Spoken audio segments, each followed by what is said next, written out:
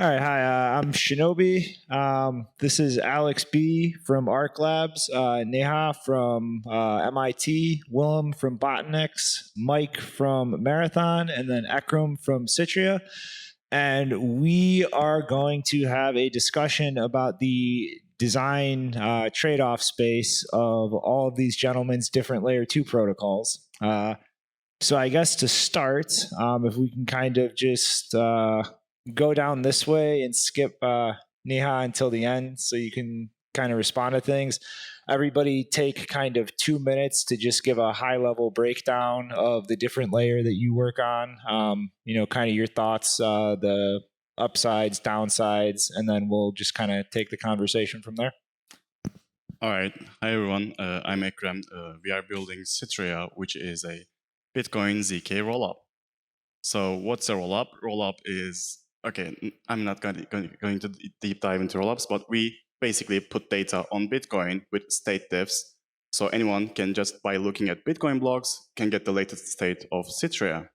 And we also have a BitVM bridge. In other words, BitVM two-way peg. So it is trust minimized, and we can get like trust minimized Bitcoin on a programmable environment, Citria. Hey, I'm Mike Casey. I'm director of software engineering at Mara, and I'm the architect of the Enduro project. Enduro is actually a sidechain platform for Bitcoin. We actually have two sidechains currently on the platform in beta on testnet, and these are Coordinate and Alice, ALYS. Coordinate is a Bitcoin sidechain of Bitcoin with a few extra features in it and fast finality. All of the sidechains on the Enduro platform are they use a hybrid of federation and merge mining because we believe as miners we have to support L1 mining. Hey everyone, so I'm Willem, working at Botanics Labs. We're building what we call decentralized sidechains, or also called spider chains. So the idea that we saw is that a lot of sidechains are actually very centralized, and all assumptions often come back down to a federation assumption. So why don't we actually try to decentralize these federations? And so the spider chain works by basically creating federation after federation after federation, where anyone eventually will be able to participate. That's the basic design of Botanics. Long term, we want to make this fully permissionless, where anyone will be able to join any of these federations. You come together in a proof of stake, and that secures the EVM sidechain. So fully running on Bitcoin, you'll pay gas fees in Bitcoin, which will actually create your Bitcoin yield. So in terms of the trade-off, where we are is we want to be decentralized, which gives us full censorship resistance. We want to be fully running on Bitcoin, so with Bitcoin giving Bitcoin yield as the gas fees, and fully EVM equivalent. I'm Alex. I work at Arc Labs. Working on the Arc protocol. The Arc protocol is basically an implementation of the shared UTXO idea. It uses a very basic client-server model, which allows a bunch of people to effectively collaborate and craft Bitcoin UTXOs where the split between recipients is actually distributed within a Merkle tree where every recipient has their own leaves and also shares different spending condition in a sort of 2 of 2 model with the server. And one of these conditions being the ability to unilaterally exit. So it's very similar to Lightning from that perspective. And you can also use Arc in a collaborative way with the server using a neat construction called connector outputs, which allows you to effectively perform swaps in and out of the systems, sending money to recipients, and effectively just allowing any Bitcoin operation that involves the UTXO to batch those operations and significantly sort of like amortize the cost of a large number of Bitcoin transactions into a single output. So we think that this has many applications, payments being one of them. And yeah, we can talk about the trade-offs. And I guess, Neha, do you have any thoughts you kind of want to add to the different systems before we go on? Thank you. Hi. Yeah. So I don't work on a scalability. Sorry, I don't work on a scalability layer. My name is Neha. I work at MIT, and I lead the Digital Currency Initiative. We support Bitcoin Core developers. And for a long time, I've been interested in the scalability of Bitcoin. And I think maybe just to set the stage a little bit about why we're here and why we're talking about this, if that's okay to do now. So blockchains are very fundamentally limited in terms of their throughput and latency. Every node has to receive and then execute all of the computation or transactions that are happening on the blockchain. They have to validate them all. This is sort of very like fundamentally unscalable, right? And so you can do things like increase the block size. You could add things like zero knowledge proofs, but you kind of have this. If everybody has to see everything, you still sort of have the scalability bottleneck. And so things like Lightning actually fundamentally change that equation. And things like what we're going to talk about in this panel fundamentally change that equation. But they come with trade-offs. They all come with trade-offs. So I think, the purpose of what we're doing here today is to talk about both wanting to be able to scale the number of payments that you can do on Bitcoin with as few trade-offs as possible. So of course you could use a centralized custodian like a Coinbase to do all your payments, but that's a lot of trade-offs. And have a discussion about the assumptions and the points in the design space that each of these projects and other projects inhabit, and then understand, which trade-offs might make sense for different people, what, how they work, what the points in the design space are, and how this area might evolve. All right, so I guess the first thing to get started is I want to kind of go back the reverse direction, I guess, and have you guys summarize kind of the worst case, like failure mode scenario in each of these protocols. Like all of them are essentially built on the assumption, they operate correctly and you have a very efficient on-chain footprint or operational model.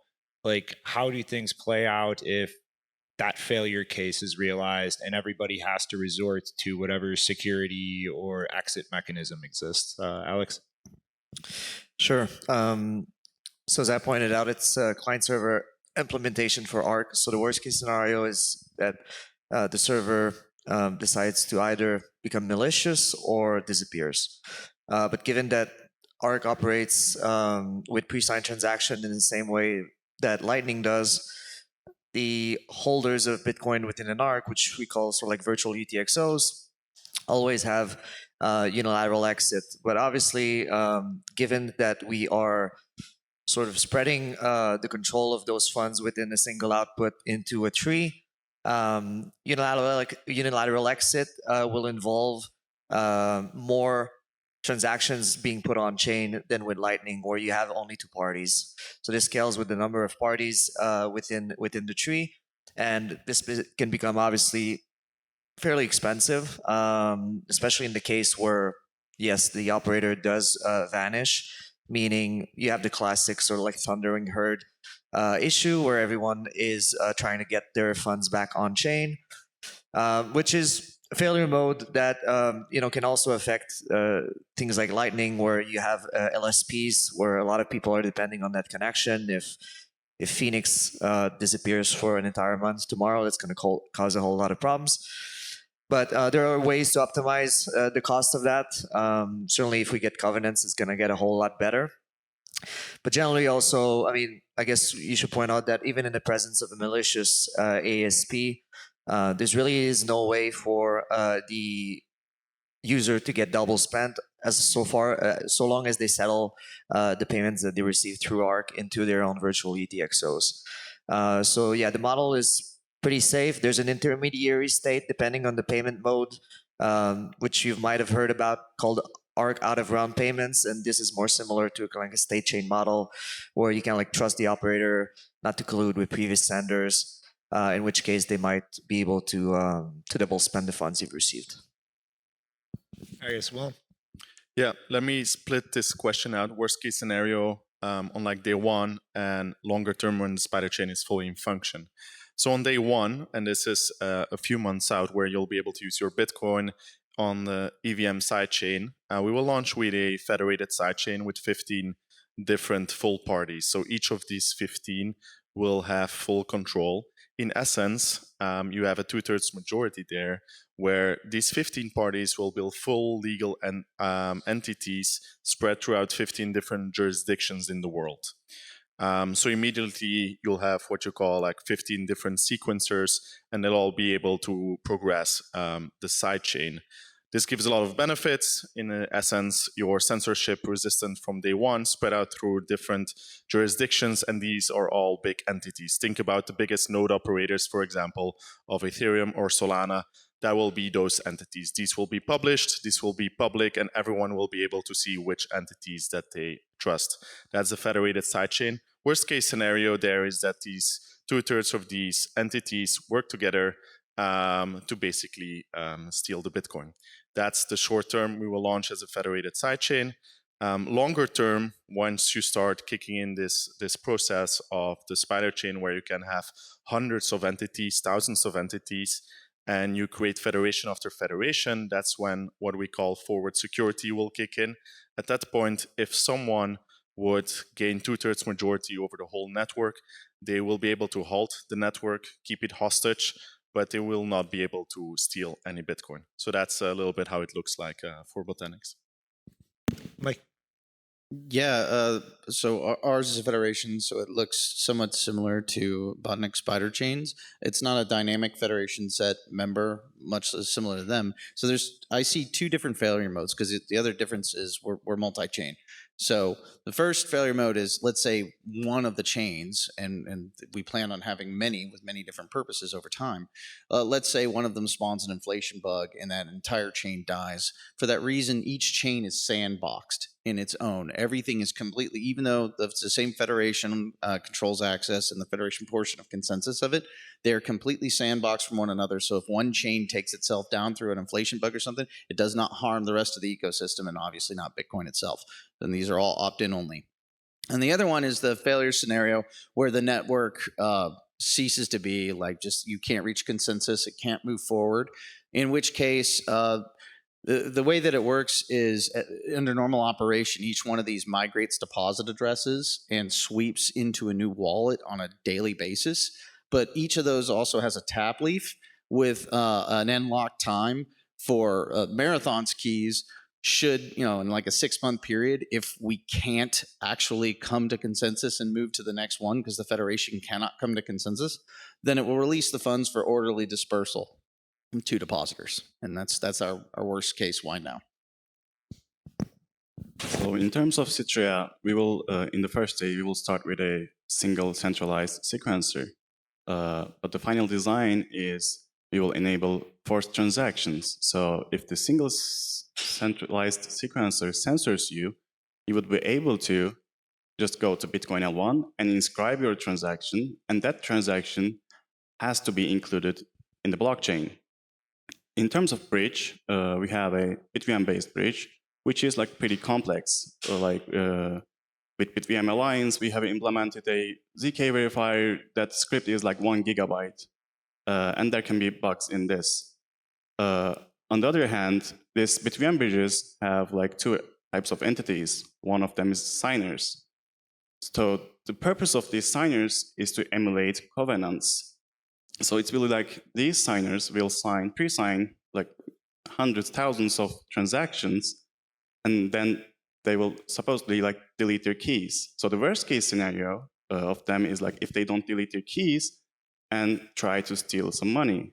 So if all of these like 100 or 1,000 sequencer agrees on to steal bridge funds, they can do it if all of them does that. On the other hand, we have operators. So the purpose of these operators is for liveness. So these operators front covers the payouts, and they get their money back after a week. So if all of these operators goes down, then the bridge funds are frozen. So it's like existential honesty in terms of operators and signers. All right, I guess Neha, you have anything you want to comment? Maybe like just to summarize a little bit. So I think we're seeing like 3 categories of additional trust assumptions on top of Bitcoin. And I'm going to try to like sort of summarize them at a high level, but then if I get something wrong, like please chime in. So we're not going to use the word trustless in this panel. If anyone uses the word trustless, they have to take a shot or something. Okay. We're going to talk about assumptions. And even when you're using base layer Bitcoin, there are assumptions that you're relying on in order to ensure that you're going to be able to still have your Bitcoin in the future and spend your Bitcoin in the future, right? So, for example, you assume that ECDSA signatures still work and haven't been broken. You assume that the majority of miners are not mining another fork, and so on and so forth. So we're talking about additional trust assumptions on top of Bitcoin for these projects. And so I think we can sort of categorize them in 3 ways. So one is the federated sidechain model, which is you are assuming that a supermajority or a majority of a set of signers, and that might be very highly federated, and there might be very clever things you can do here, are honest and are not going to take your Bitcoin. So there's a federated sidechain model. And in that category, I think you have Botanics and you have what Enduro's building. But again, there might be some caveats. You have things like Liquid, you have things like RGB, then who aren't here. And then you have the category of BitVM style bridging, right? So that would be Citria and Alpen and other projects like that. This introduces a one of n assumption. So you need to ensure that at least one of the n operators of the bridge is honest. Otherwise, if all of them are dishonest, they can just spend your Bitcoin wherever they want. So, and there's a whole bunch of more subtleties and caveats and different bad things that people can do, but you can sort of start with that base layer. And then there's the honesty assumptions of ARC, which I'm going to acknowledge I don't totally understand. It sounds pretty close to Lightning, but there might be a little bit more on top of it, which is that you're going to be able to get a transaction into the blockchain, that you have this liveness requirement that, and if you don't get this transaction to the blockchain, someone might be able to steal your money. And just to be clear, I think BitVM also has this liveness requirement, but I think there might be an additional assumption with ARC, but I'm not sure. So I don't know if you want to. There's one indeed in terms of liveness that I didn't bring up. Indeed, I wouldn't call it the more catastrophic scenario, but ARC or constructs like ARC and timeout trees, if perhaps some people are familiar with it, introduced kind of like a perhaps novel concept. Lightning has similar concepts of like duration in terms of being able to effectively roll over the funds that you have into an ARC depending on the duration of your virtual UTXO. So the original proposal was something like you would get so you would trade in your UTXO, you'd get a VTXO from the server that lasts for 4 weeks, and then eventually you have to roll that into a new one. Otherwise, since the server is effectively lending you his liquidity, eventually he wants his liquidity back, and at expiry, you get into a sort of like a custodial type of relationship. I don't think it's catastrophic because I don't expect many service provider or perhaps just servers in general to run away with users' funds whenever that happens.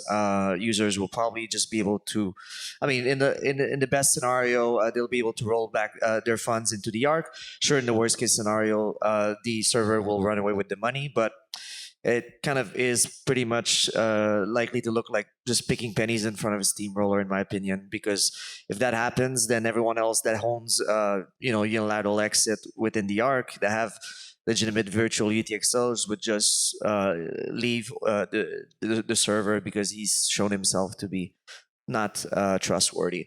And that duration, that timeout is something that is quite variable, will depend on the use case, and is effectively a challenge that almost kind of like disappears, or you don't have to be too concerned about if you're dealing with servers.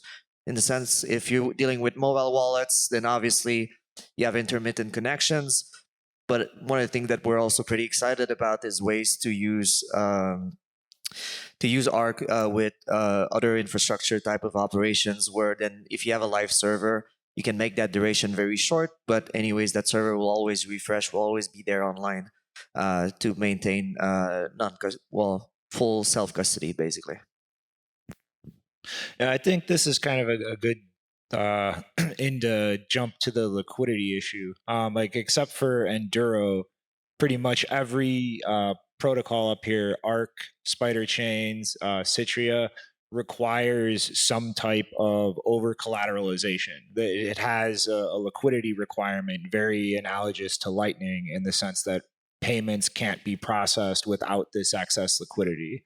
So I guess Willem and then Ekram, do you guys kind of want to discuss like where those liquidity requirements are centered in each of your protocols and why? Yeah, happy to start here. Just to build further on Neha, it goes further than different 1 out of n or t out of n trust assumptions. I think important for you often to keep in mind is how much power has a single operator. In essence, like does that operator has the power to like shut down? Because then you come in the risk scenario, a government can basically subpoena a single operator and basically say like, oh, those accounts, you'll have to censor them, or I mean, now you have to shut down. Those are the risks when you run with single operators or single sequencers. Besides that, there's also often like liquidity requirements. Yeah, you need interactivity if someone goes down, who takes over, etc., etc. And these are all different trust assumptions that come into play as well. To go to the question of liquidity, longer term, how it basically works, the spider chain is you build this set, you keep building this set of federations. In essence, how to think about it is like, imagine a fediment, a bunch of different federations coming together in a proof of stake consensus and securing an EVM. That's a little bit very similar how spider chains would look like. Now, you run, of course, a proof of stake, so all these operators will have to stake Bitcoin, and that's basically the liquidity requirement to run the network. That does not give actually an over collateralization requirement, because the stake doesn't have to be as big as the total Bitcoin on the sidechain, which is actually the novel design of spider chains. In terms of withdrawals and others, can go very fast, very easy. You basically burn the Bitcoin on the sidechain, and the federation signs for a peg out, and you basically get immediately the Bitcoin back. So in terms of liquidity or requirements, it's not that you have like certain set of operators, more like the BitVM, that has to basically provide that liquidity. It's basically in essence within these federation types. So in Citria, it's not over-collateralized. The good thing about BitVM bridges is we need to put a small collateral that is enough to send the disprove transaction, like disprove the ZK proof. So it will be like less than 1 BTC to like to send the disprove transaction, but it can be improved, like optimized in the future. So in terms of like withdrawal phase, users will burn their bridge amount in the Citria, and then there's like 100 operators trying to pay that. They're all competing with each other. So the first one that pays the withdrawal has to wait like 1 week. But the good thing about this is like they can extract that opportunity cost of 1 week from that withdrawal as a fee. And then after 1 week, with using like pre-signed transactions, they can take their withdrawal bridge funds back. They can reimburse themselves. So there's not much like liquidity problem. Only like operators need to stake one time to incentivize the disprove transaction, and that's it. And only like front covering the withdrawals. All right. What are your guys' thoughts on like the implications of this many protocols that are all going to essentially have to compete over the same pot of Bitcoin collateral? Like, you know, you're kind of the odd one out here, Mike, without this issue, but like none of these protocols can function without access to Bitcoin capital to facilitate whatever role it's going to take in ARC, cycling the ARCs. In Citria's case, like the operator processing withdrawals. In Spider Chain's case, like having that bond that's slashable in the event of misbehavior for the stakers. And that's all a singular market. So in some way, this does become zero sum in a sense. So I guess open question for anybody. Happy to go here. I don't think that's an issue. Like, if you do the calculations, what you want to avoid is that single parties in the world would have power, right? And so if you have 21 million Bitcoin, I don't know, maybe the biggest entities in the world have 100,000 Bitcoin. And that's basically the amount of Bitcoin that they can use to attack certain protocols. And so in the case of spider chains, if you would think a full blown out model, once you have stakes around 50,000 Bitcoin to 100,000 Bitcoin, that is mathematically quite secure. An attacker would have to risk around like 200 to 300,000 Bitcoin with no certainty that they would succeed and risk losing it all. And so you basically come in a world where the Bitcoin is sufficiently decentralized in order to not have those attacks possible. I think if you look at all the different protocols, I think there's a lot of Bitcoin, and I don't see that as a direct issue. If I could actually talk about the reason why we didn't go that route, because it is a double-edged sword, because we don't have the ability to offer staking and yield to people who are trying to interact with it. It's not that type of service. But fundamentally, I believe, over the long term, you cannot expect a yield in Bitcoin because Bitcoin is a scarce and ever scarcer asset over time. So if you're expecting a yield for your Bitcoin denominated in Bitcoin, eventually your probability of losing your collateral approaches 1. And this is over a long enough time horizon. So given that, we just sidestep the whole thing. But again, we do compete for liquidity, but in ours, we're competing for liquidity of usage on chain because nothing is spawned on the chain without Bitcoin being put into it. The only asset on it is Bitcoin. So if people don't put asset in, then there are no fees. There is anything to run the chain. So in a way, it is a bit competitive. But yeah. Can I push back a little bit? Like, how do you see the situation? Like on the EVM sidechain, you pay gas fees in Bitcoin, right? For the transaction fees. Those transaction fees accrue back to the stakers. That is in essence Bitcoin yield. No, you don't make any new Bitcoin, of course, but everyone who pay gas fees on the sidechain, like when Botanics goes live, you'll be able to get Bitcoin yield by staking. You'll be able to get a certain percentage of those gas fees in Bitcoin. You see it even on the Lightning Network. Okay, those yields are very, very low, but it does exist. I don't agree with the sentence like, where does the yield come from? It's very popular in the Bitcoin world, and it used to be really, really good to basically find all the scams in the world.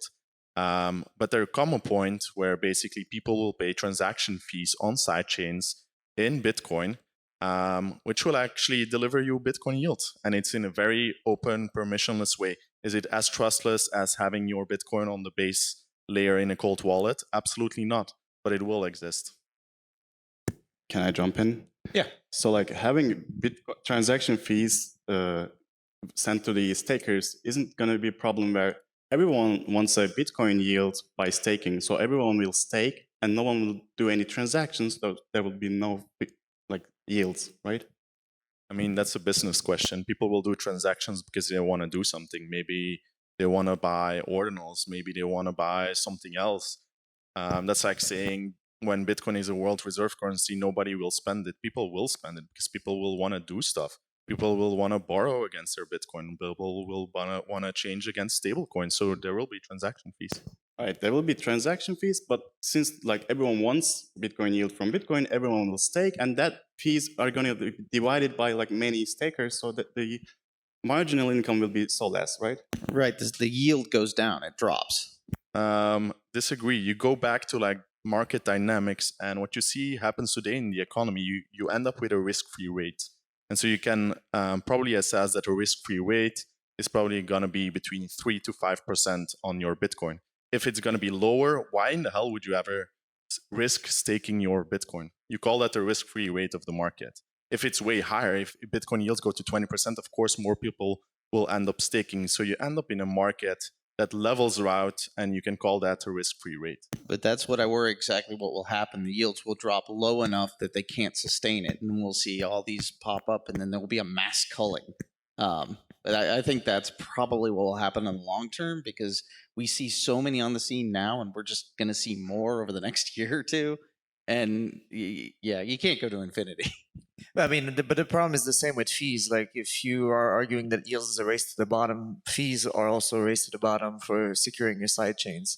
So, I mean, there's an opportunity cost there for everyone that's allocating. It's merge mine. Like what I do is there yeah, is but no but incremental. they need a reason to be able to even care about merge mining it. They're just not going to do this out of the like.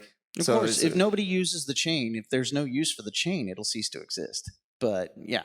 Yeah, that's All right, I guess let's kind of pivot here. Well, one of the things we wanted to talk about was kind of the on-chain footprint and the different degrees of efficiency for each protocol here, interacting with the base layer. So I guess kind of go through like the best and worst case operationally. Start with you, Alex. well, again, that's going to depend on what people make out of Arc implementations, and that's why I kind of like been trying to avoid calling Arc layer 2, because there's no monolith there. There's going to be several different use cases.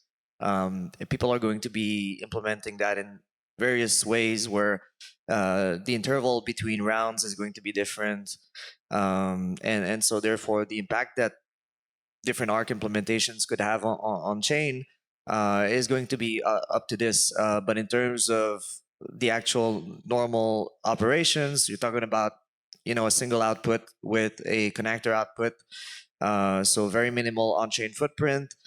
Again, it depends how many of these actual rounds and outputs you're creating. So to give some context, the original design proposal, which is really kind of like a napkin draft, was more like it suggested 5 seconds. I think this is why it raised kind of like a lot of alarms in people's head. Is like, wait a minute, like if you're doing like 5-second rounds, which 5-second rounds is a big Bitcoin transaction every 5 seconds, you kind of like very quickly hit a ceiling in terms of like how many actual Arc operations you can have.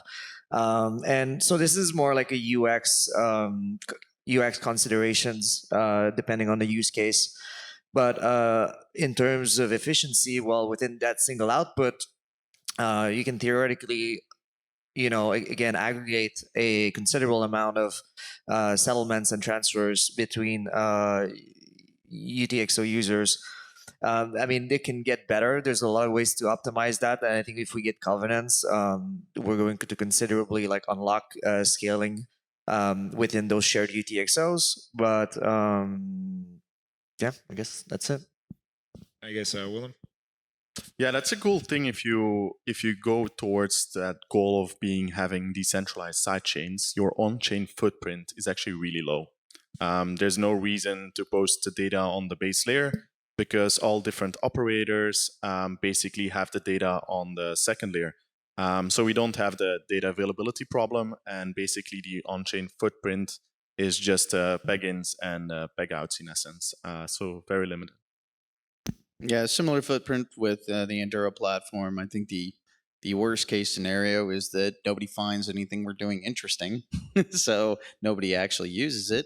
And I think, apologies. And I think the best case scenario, because we are running a multi-sidechain platform, in the future we release 2 of them. But the plan going forward is to open source from the start and try to first get developer interest in the things that we're doing. But there's loads of things that we could do. I'd love to see a Hive-mind-like prediction market. That would be great. Again, we're not going to sit here and code it out from blank unless there's developer demand and an open source project to do it. So that's really what we have to drive, is adoption for people who want to do stuff with Bitcoin that currently isn't done. So as Citria, we use Bitcoin as a data availability layer. So that means we host our data to Bitcoin, and this pays fees. This helps the security budget of Bitcoin. And by putting the data on Bitcoin, we also inherit the security of Bitcoin as well. And also, we can compress with like ZK proofs, with snark proofs, we can compress this data. It's called state diffs. And we can like compress, get rid of signatures. We can compress like known addresses, and we can get like 10x cheaper fees than Bitcoin. So yeah, it will be cheaper, but we will batch it and we will pay fees. So in terms of worst case, if the like bridge fails, the on-chain footprint is disprove transactions. So like operators would put their ZK proofs on Bitcoin, and then everyone can disprove it by like putting 4 megabytes of full block disprove transactions. But in the optimistic case, none of these will happen, and it will just look like minimal transactions.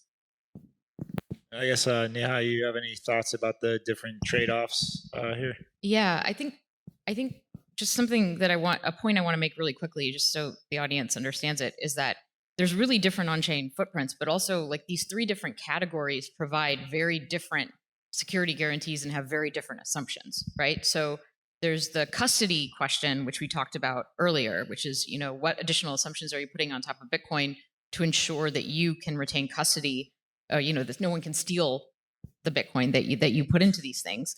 But then there's who's checking the validity of what's happening, right? So who's making sure that whatever virtual machine or, like functions you're running or payments you're doing not on Bitcoin, who is actually checking that those are valid?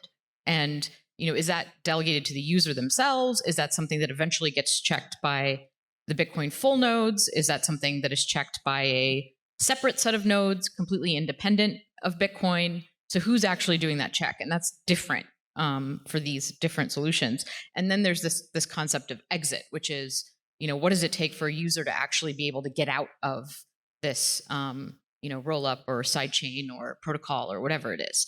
And, I think that the question of what is the on-chain footprint is very different for the 3 of these because they have different answers to those 3 questions, right? And so, one might have a much higher on-chain footprint than another. Also, it's the good, average case or good case versus worst case. But they also provide very different guarantees. So you have to think about those things together.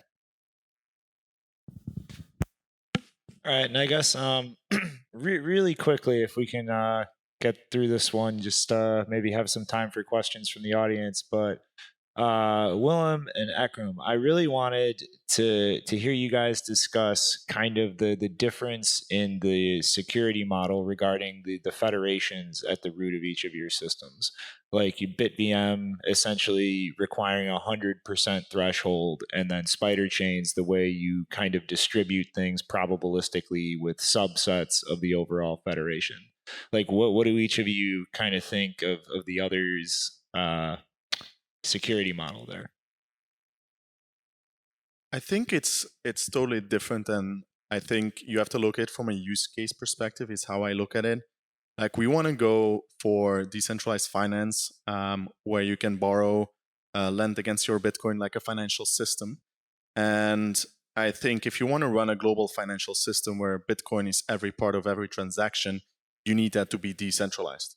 You don't want a single country in the world or a single operator to be able to decide which transactions can go through or shut down the system. And so I think if you want to go for a decentralized global financial system using Bitcoin as the money, you need a decentralized sidechain. And that's basically what we are going for.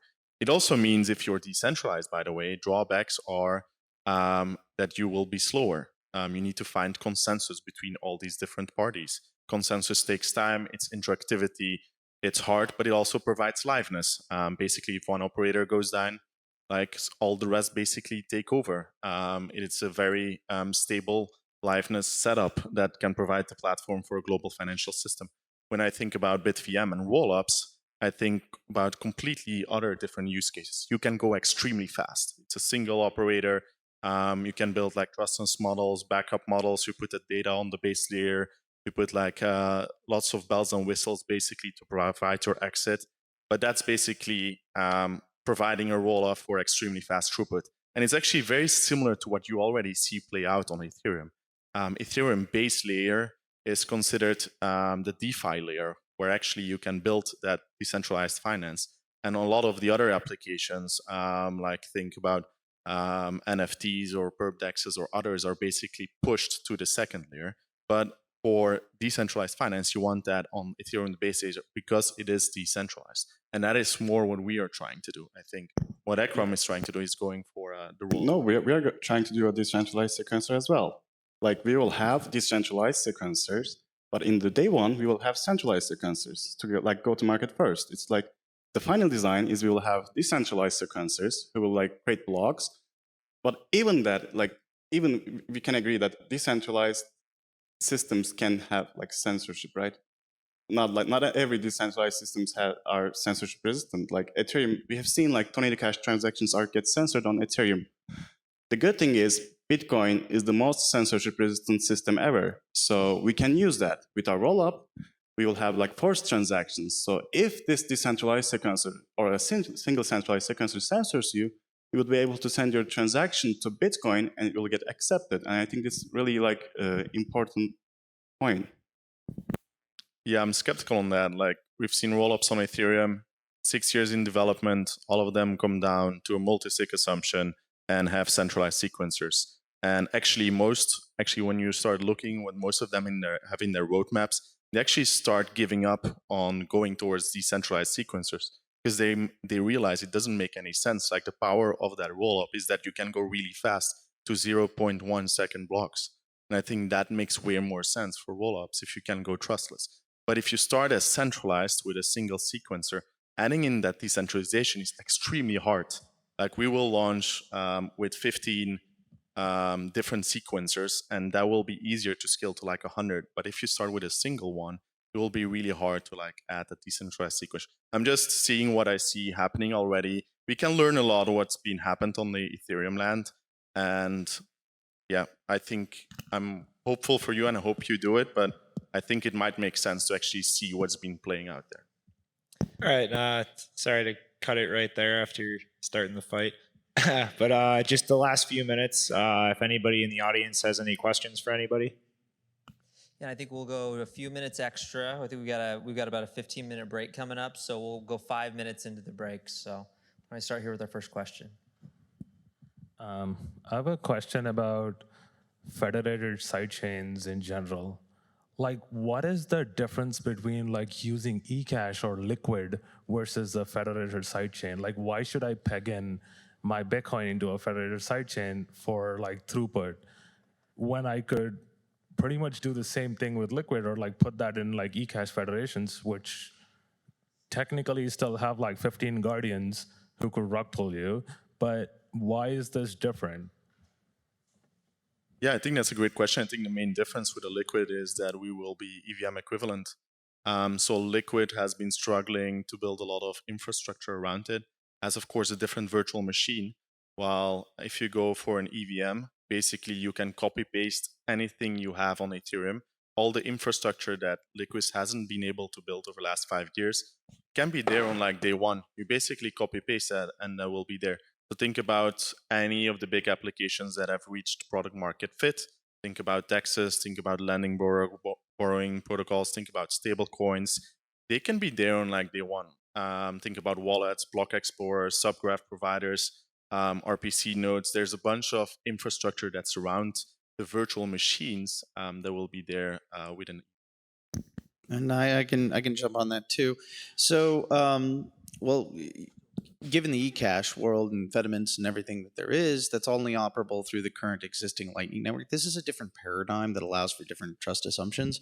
But the important thing with ours is we've set up the peg, but the actual peg in, peg out mechanism is not meant to be the mechanism you use most commonly to interact with it. It's only to maintain the peg of the value of the sidechain asset to the other one, and for arbitrage purposes to maintain that peg value.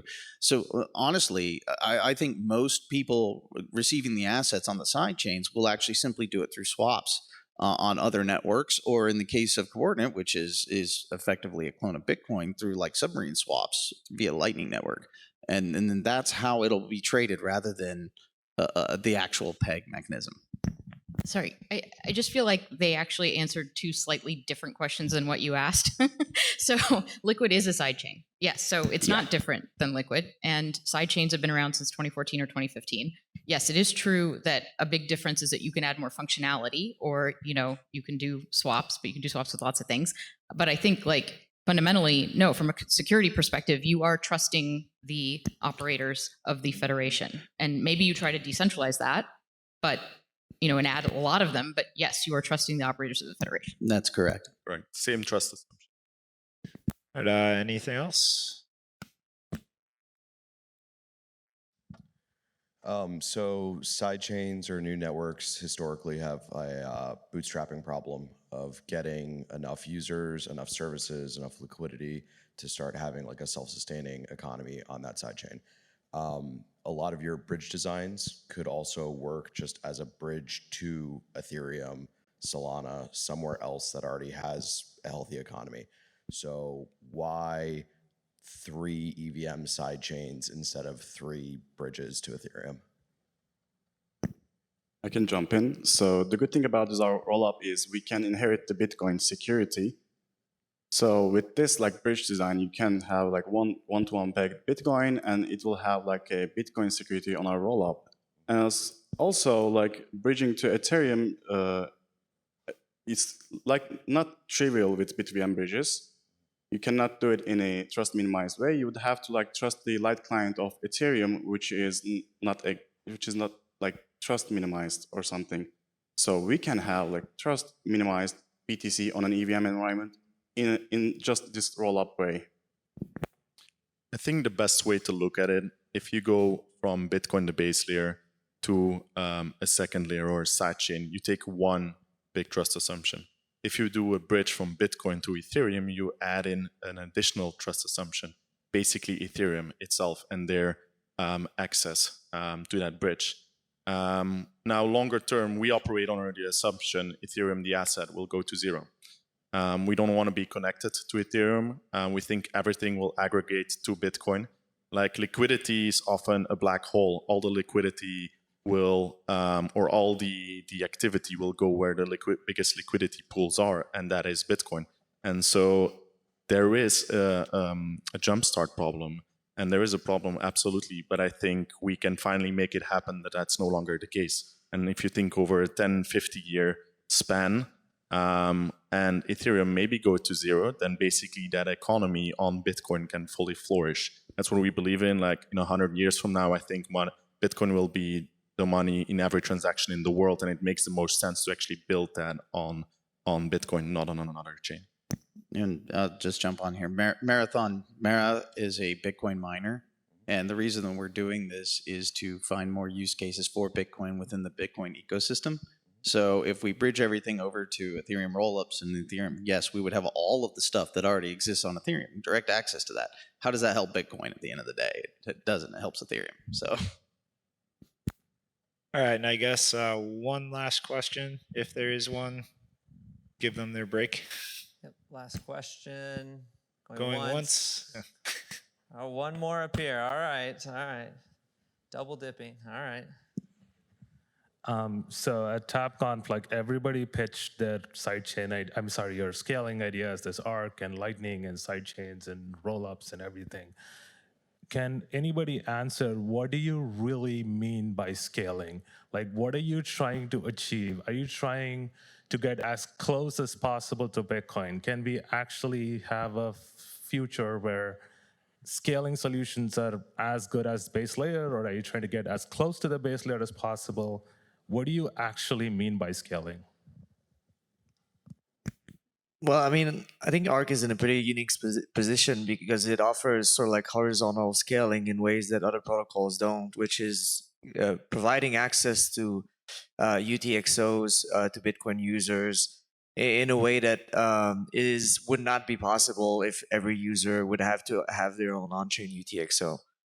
So if we are able to do sort of like this collaborative, I shouldn't call it custody because there really is no custody involved here, but this way for us to split ownership of single on-chain UTXOs, then we can considerably therefore give sort of sovereign control and access to those virtual UTXO owners to other Bitcoin operations and preserving sort of like the trust minimized interactions that they're familiar with, whether it be having access to channels or I think I'm pretty excited about, like, payments is one thing, but I think we're seeing a lot of interest into sort of like for lack of a better word, what I would call a UTXO-based finance. So it's the ability to create capital markets around Bitcoin using tools like DLCs and escrow contracts and all of this. And this is something that people have been excited for a long time about. But realistically, if you build a deals, for example, a derivatives market on top of DLCs on Bitcoin, which people are working on, if tomorrow it gets as big as Polymarket, you're going to hit a wall pretty quickly in terms of on-chain cost.